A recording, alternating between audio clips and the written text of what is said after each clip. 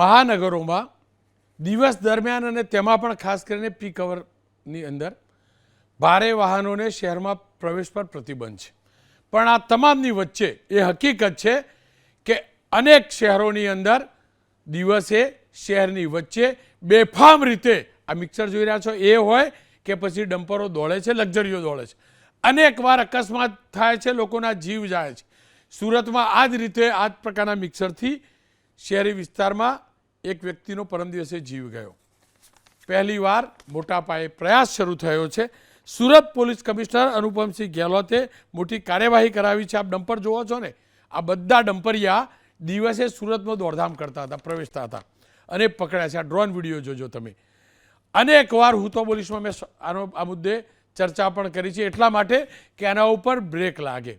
પણ દુર્ભાગ્ય જોજો, અમદાવાદમાં આવી બ્રેક નહીં લાગી. પોલીસ જાણતી હશે કેમ નહીં, અને કમિશનર અને ટ્રાફિક પોલીસનો વિષય છે. પણ સુરતમાં ચોક્કસથી પ્રયાસ થયો છે.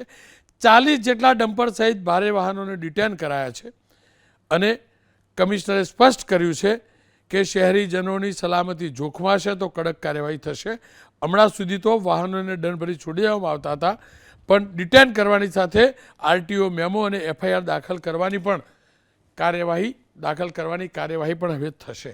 હું ફરીથી કહું છું, ડમ્પર એક આખો ખેલ છે.